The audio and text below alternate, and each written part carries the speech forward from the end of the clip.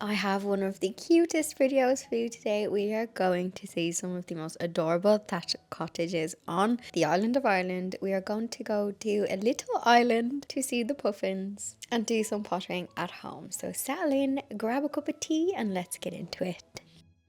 I'm bleary-eyed. It's insanely early.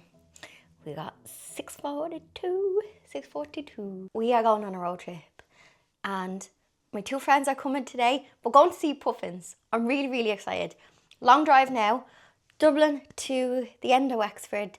We're going to an island called Saltee Island that for a couple of months during the summer, I think from late March, April, May, June, July is peak, August.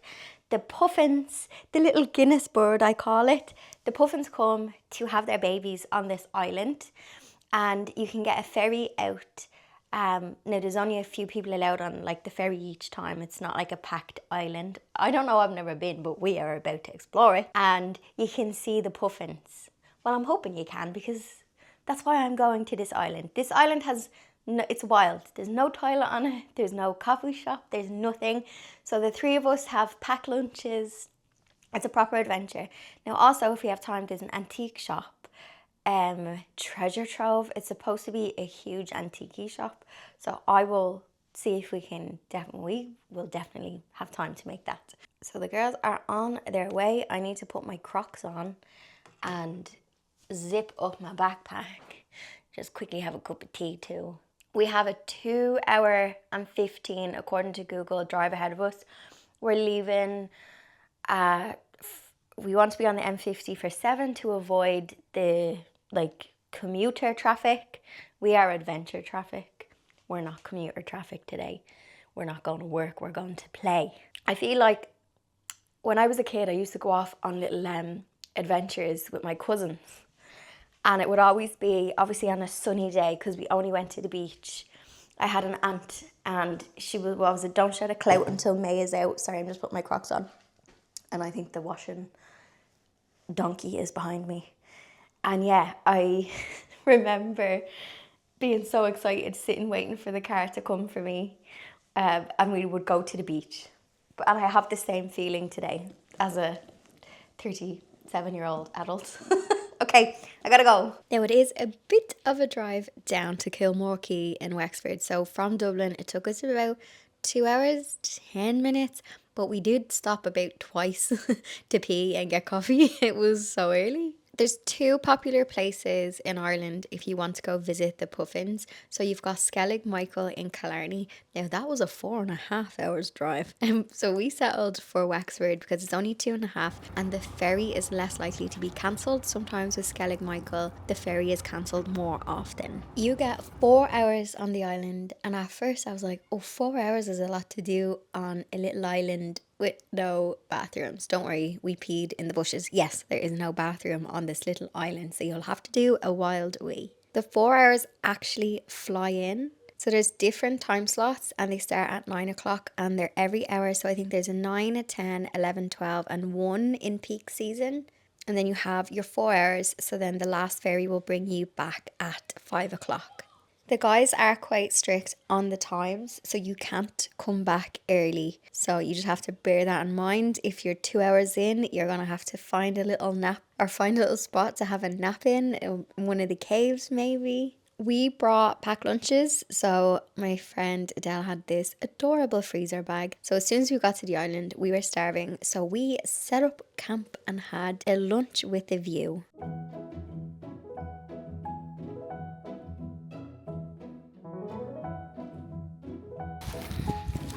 Now look, I only look at this. So we have to share. We've got, did you chop them strawberries as well? And we've got chocolate, crisp. Oh, pal. And you cut the tomatoes. Yeah, food with bread. Yeah, that's yours. And the cucumber down there. Are they sauce tins from the chipper? Yeah. Love it.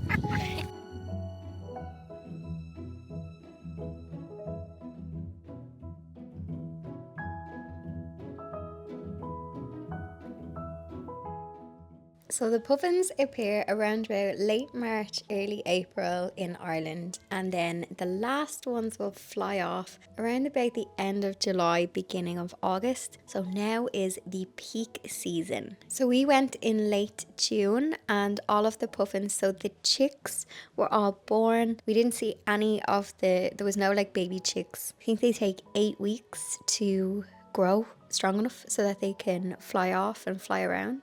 As soon as you get on the island, you will see them. So puffins are monogamous and they mate for life. Apparently they have an 8% divorce rate. So they mate for life. So they will fly off back to the Arctic or Greenland, but they won't stay as a couple. So they fly off and then they live on the sea in their little individual life. And then they fly back in the springtime and then they meet back up with each other. That's probably how they are monogamous and they stay faithful to each other, because they spend half of the year apart, not annoying each other. Each couple will have one chick each, and there's these little burrows. They look like mini potholes. You have to be careful because you could get your foot caught in one if you weren't looking. So they have the chick in here, then the chick will hatch and come on out.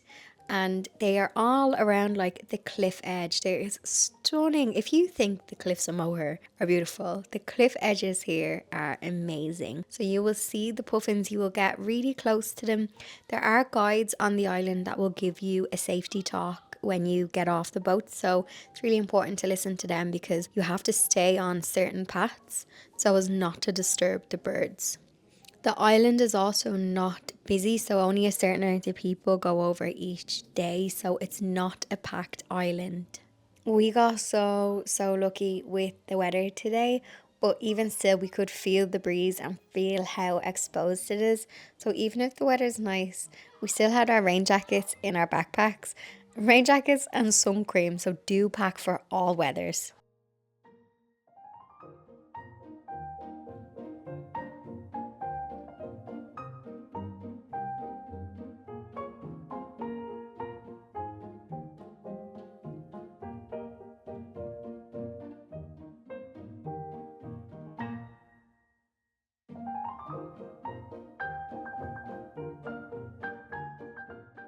It does get a bit Bear Grylls. Like, I'm 4'11" and 3/4, and the ferns are the height of me. So like, you don't have to come this far on the island into the thing. I am literally Bear Grylling it right now. And the girls are gonna absolutely kill me. They're just behind me coming up the hill. They were like, I don't think this is the way, and I'm like, no, it's the way. So I'll just show you what's ahead of me. This is the trail. When you come up here, you have to be careful because you're right next to a cliff, but all of these ferns I think will hang on. So just a note on accessibility, because parts of the island, so you get on your ferry and then the ferry cannot go right to the beach, so you have to get into a dinghy. So you will put a life jacket on and you will transfer it to a dinghy. So if you have mobility issues, sadly it's not accessible, so the dinghy will bring you right up to the beach. And that's why we were wearing Crocs, because you will get a little bit wet getting off. Even when they get it as close to the sand, you're still gonna get a bit wet. So I would just bring Crocs, flip-flops or wellies if it's, you know, springtime and it's a bit more wintry. This little island does have some big drops and cliffs, so under 12s can go.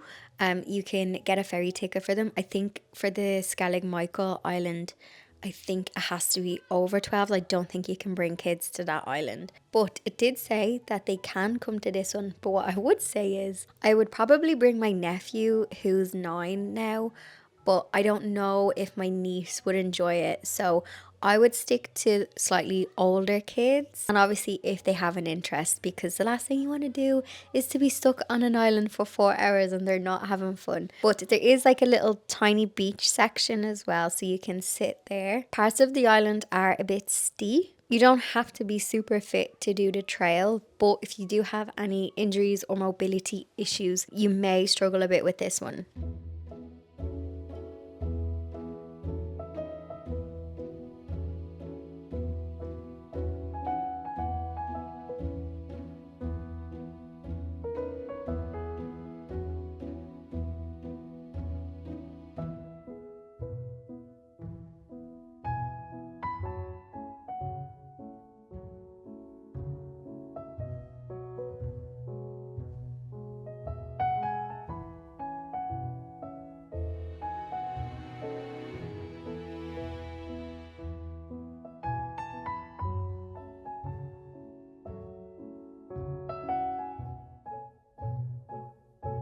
So after our fish and chips, because it would be a sin to come all the way here, and especially the harbour, and do you know what? Fish and chips just taste better by the sea.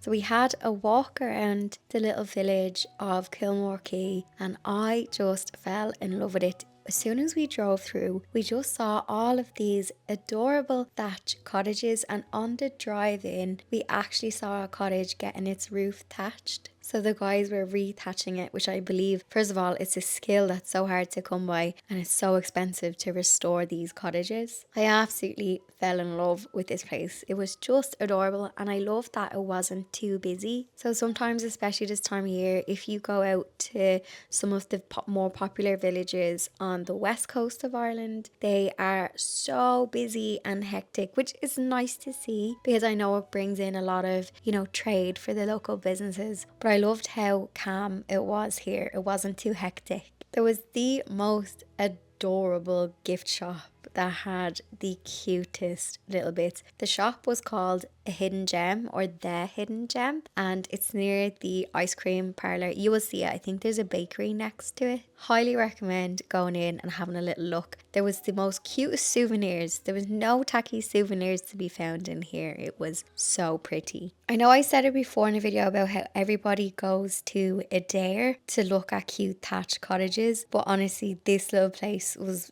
much better. It was nice and calm. You could have a little look at the cottages. I actually ended up going online, not that I can afford to buy one, but there was a little cottage for sale. So it was a thatched cottage and it was 300,000, which, I mean, it's not dreadful. If that was further up the road towards the Dublin direction or in the Wicklow Mountains, that would be easily like late hundreds, if not a milli. But I just thought it was the cutest village. And now obviously romanticising it because we had the most perfect sunny day and a lovely experience in the town. But if you want to see thatched cottages and get fish and chips, then I love this place and I highly recommend it. It's also not too far from Wexford town as well. Then it's not a far commute, and it's also not too far from Waterford either. So if you are hitting up Waterford or Wexford, yes, I highly recommend stopping by here. Let me know which cottage is your favourite, and the thatched roofs were immaculate. I do think you can get a grant to fix a thatched cottage, like to preserve it. But I know that I don't know if you can get house insurance on thatched cottages. Please let me know in the comment section if you're in Ireland and you know what the regulation is on thatched cottages. I know that they are absolutely stunning, but you can come into some problems with buying them. But they just look so cozy, and the big thick stone walls. But yeah, let me know which one is your favourite. I was like, I would happily retire here. You know what? I wouldn't even wait till I retired. If I didn't need to be in Dublin for work, this is somewhere where I would just absolutely escape to. I can totally see why loads of people move to Wexford, because it really is the sunny southeast, isn't it? That sunshine just makes everyone so friendly down there.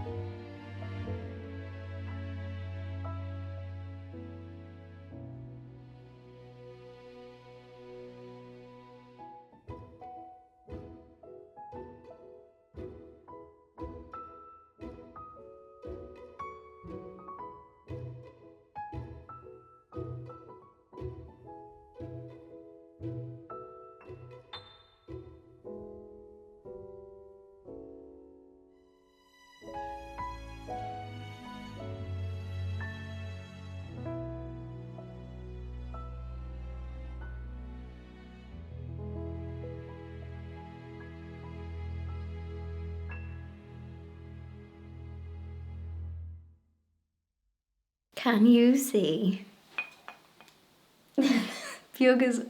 Hang on, I'm going to move the camera up so you can see. We have a little creeper on the top of the stairs. There she is, Miss Bjug. Listening attentively. I know you ladies love a mug, and wait till you see the souvenir I got yesterday in that cute little shop. That little shop was called the Hidden Gem, and it really was a hidden gem. So look what I picked up in the gift shop.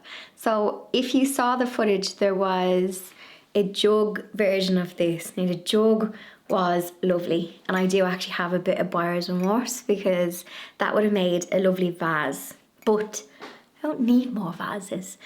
I fell in love with this mug because it reminds me of the mug Rachel actually got me. So if you've ever seen me with a little garden mug, it's cream and it has like a little pair of wellies and a shovel on the front, and it's raised. It's exactly like this. So when I walked into the little gift shop, I was like, oh my God, that mug looks like the one you bought me. And she's like, yeah. So I'll give you the details on the bottom. So it says Lang's, established 1949, exclusively designed in Derbyshire.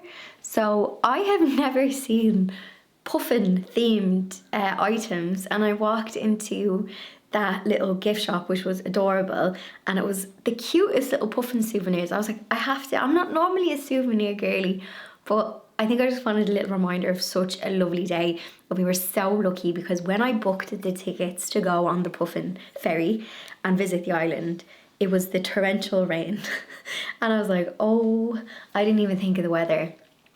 And obviously in Ireland you have to think of the weather, but we would still have went if it was lashing rain.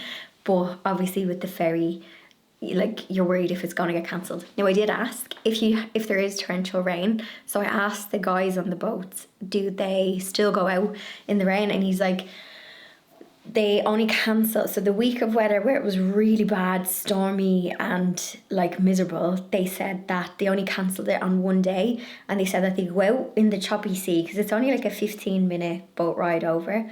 So the choppy sea doesn't bother them. It's just if there's torrential rain, because more so for the customer's perspective, the island is quite exposed as well. So if there is wind or rain, it would probably feel 10 times more worse than if you're on the mainland. So they will still go ahead because there's another puffin place you can visit in Killarney, which is called Skellig Michael. And someone I know went there and they said that that ferry gets cancelled more often. So the Skellig Michael trip, if you're going to Killarney, you can also see puffins out there.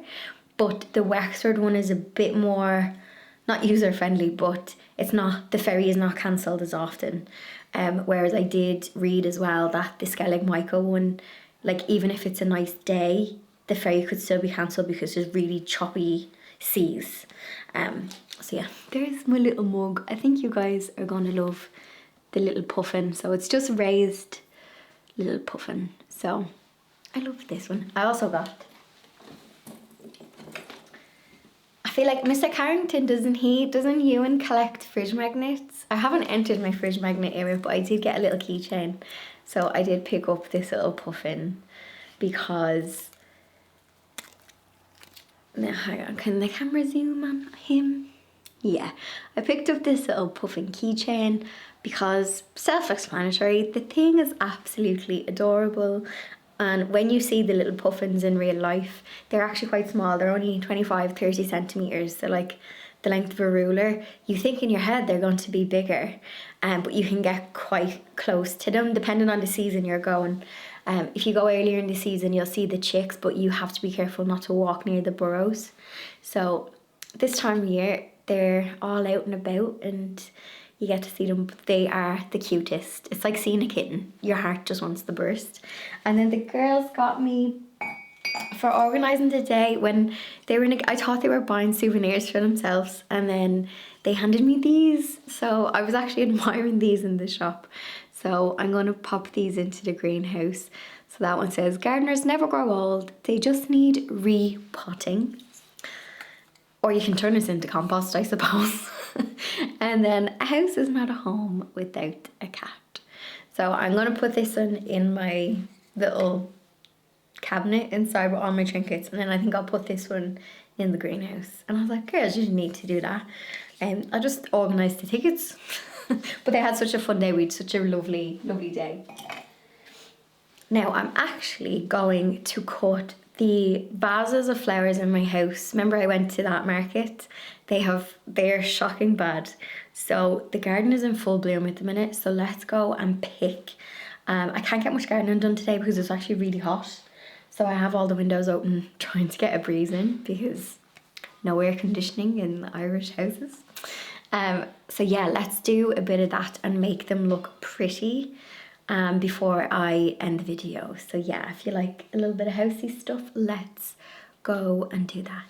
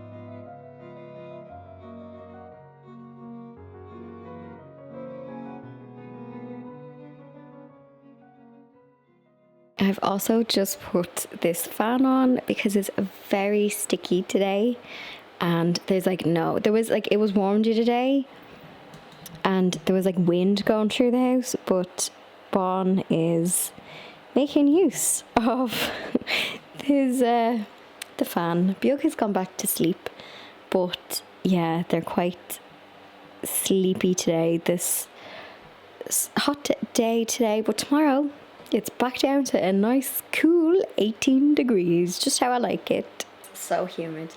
When we were at Puffin Island, obviously the weather was beautiful for us, it felt like Spain.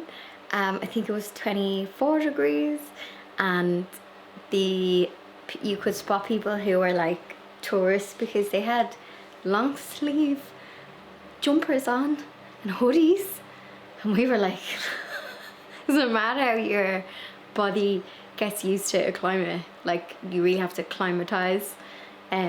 Yeah, I thought that was funny. We were literally stripping layers off in as little clothing as possible, and yeah, there was people in like windbreakers. And I said about the temperature in a recent video because it was like 20 degrees, and the comments were, girl, 20 degrees is like our winter. People from Australia and South Africa commenting, 20 degrees is a nice winter sun. I mean, sorry, I don't know if I think my camera is out of focus. Anyway, I'm gonna leave there because I'm literally sweating. No more can be done to hang up. My Irish body cannot take this. I think today is the hottest day of the year. Anyway, I will try not to complain about it, but Irish people, we love talking about the weather. Whether it's good, bad, indifferent. But I am happy that tomorrow is going to be 18 degrees. I like an out 18. High teens is ideal for me. I can handle high teens. Any more? No. Anyway, I'll leave it at that. If you're new, welcome. Subscribe if you like videos on the channel. Check out the other ones, and cheeky thumbs up for my regular viewers.